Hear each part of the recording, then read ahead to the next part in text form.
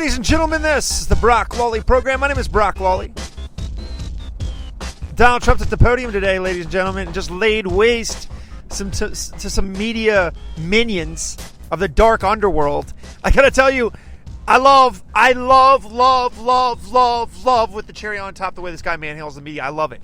He's a new animal in a lot of ways, unlike any other political animal I've ever seen, and I think that's a just truthful statement across the board.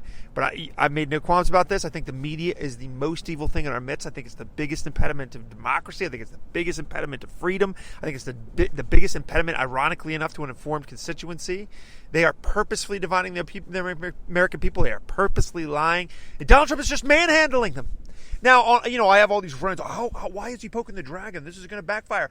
I love this line of thinking. As if the media can be any more hostile or dishonest to him. I think engaging them, discrediting them, in plain spoken six-pack Joe language and tongue, refuting them.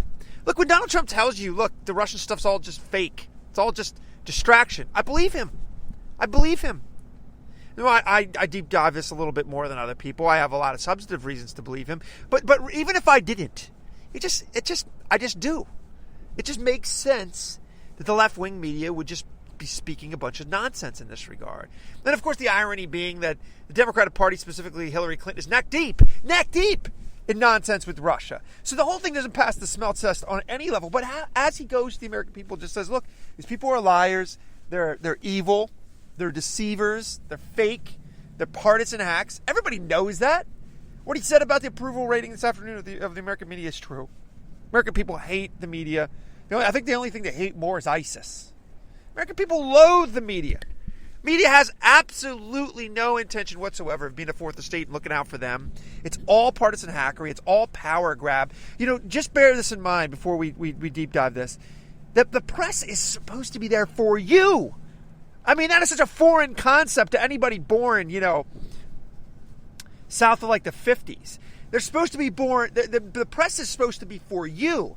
The press today is to encircle power, to encircle leftist dominance and Democrat dominance in Washington, D.C., an elitist, calcified, crusty, corrupt establishment class in Washington that does feel like they're better than you, that can't stand that the people put a populace in office, that doesn't play by their rules or go to their schools or whatever the case may be.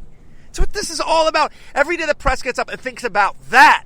They don't think about you or your family or your security at all. I'm saying zero. They don't do that at all. And Donald Trump just calls them out. And look, they're wrong. They're wrong. They're wrong on a moral sense. They're wrong on a professional sense. And he's just laying waste to them.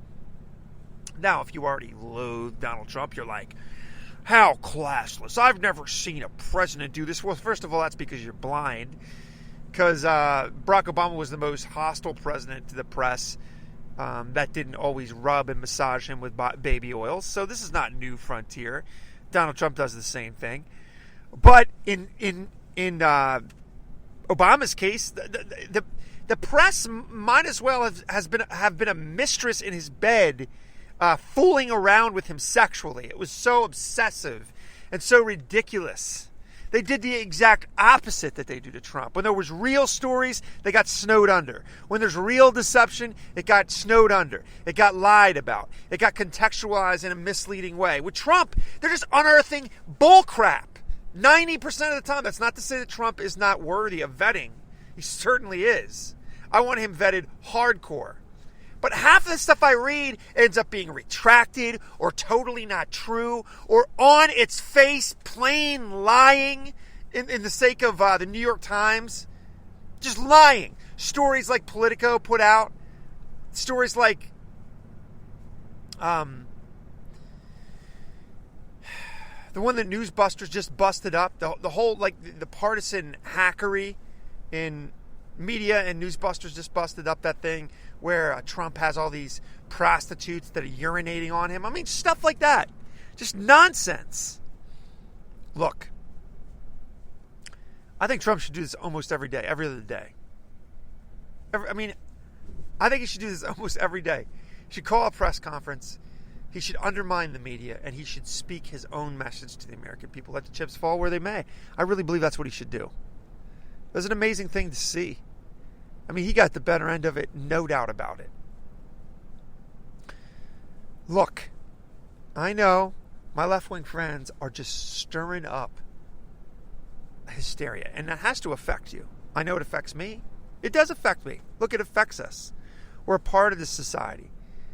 But when I actually look at what the guy's done, when I look at the change that he could bring about for this country, not in a politically correct way, not in a Hollywood-approved way, but in a way that actually affects people in a positive way, enables them to work, enables them to walk the streets safely, enables them to peruse their country safely.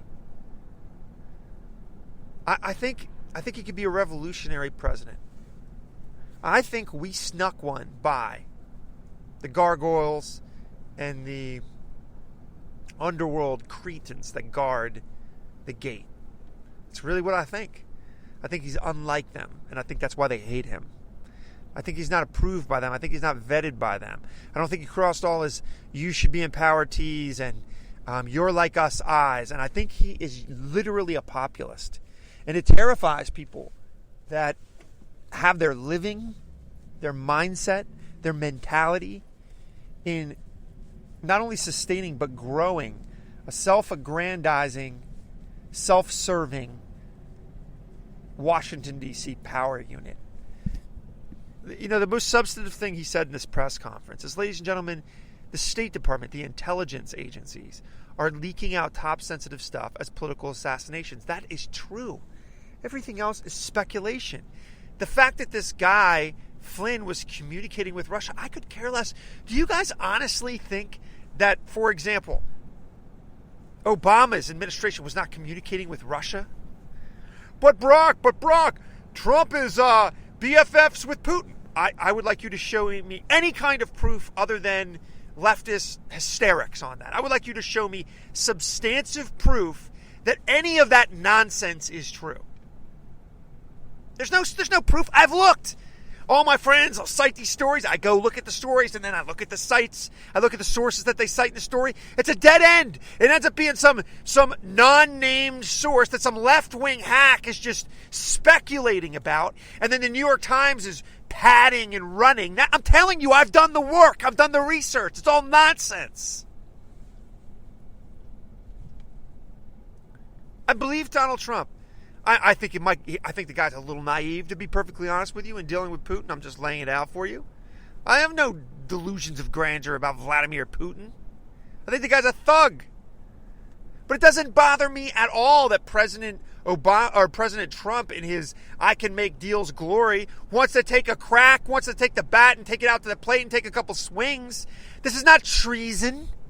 This is just something that the left can hang their weird, hysterical hat on. It has everything to do with them losing power. It certainly has nothing to do with you. And it definitely has nothing to do with Russia. Ladies and gentlemen, it wasn't even months ago, years ago, that Obama was telling us that Russia was, a non-factor to Romney, that Hillary Clinton was over there BFFing and giggling with Putin. This is all crap. This is all nonsense. Do I think Putin's a thug? Do I think he marched into Crimea and do I think he's intimidating Ukraine? Yes. Am I on Putin's side? No. Do I think the President of the United States should be able to pull up a chair next to an obvious leader of a major country with a major military? Yes. Barack Obama certainly didn't succeed. You know what the real fear is, ladies and gentlemen, is that he does succeed. I mean, he's succeeding a lot. He doesn't play Washington, D.C. baseball. Think of it this way. You're a hitter. You're a rotation hitter in the National Baseball League. And you know all the pitchers. The pitchers know you. They know your swings. They know your habits. You know the pitcher's fastball. You know all his repertoire, right? Now assume somebody emerges on the scene. Doesn't swing like the other batters. The pitchers don't know him. They don't know his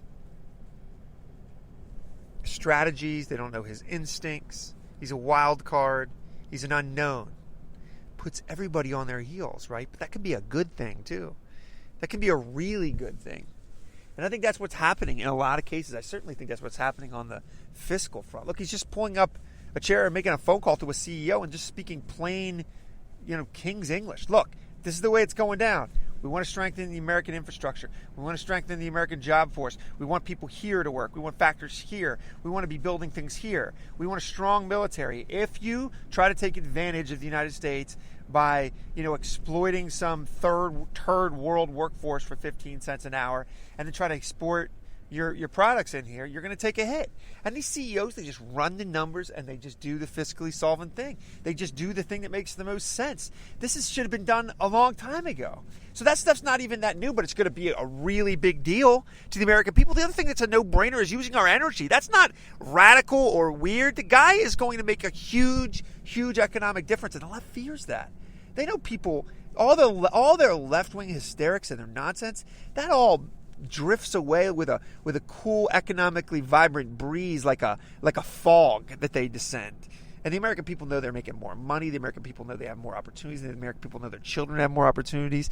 He's going to actually get in the inner cities. He's going to explain what the Democrat Party's been doing, using Kunta Kinte for the last 70 years for political purposes instead of addressing needs, instead of solving problems, infrastructure problems, education problems, giving these parents choice. The Democrats fear this because the Democrats look at them as mules and workhorses and political slaves and serfs. That's how they see those people. So problems start getting solved, and they're not able to create grievance cultures, and they're not able to create individuals that feel like they need to suck off the governmental teat for a living. And that's bad. Let me assure you of this. That's really, really bad for Democrat politics. That's what this is all about. Everything you hear that is not substantive, that's what it's about. All the ridiculous hyperbole, that's what it's about. All the fear-mongering, that's what it's about. All the race baiting, that's what it's about. For goodness sake, the Democrat Party 2017 is calling Donald Trump anti-Semitic. It's so hard to choke. That's the most jagged pill you've ever... It's a pill made of razor blades. Ladies and gentlemen, this press conference is how it's done. He took these lying reptilian snakes, the snake nest that is the media in our nation, the American media, to school. Thank you for listening to the Brock Lawley program. Be a people of fortitude, character, and abounding courage. Democrats will regret the power grab.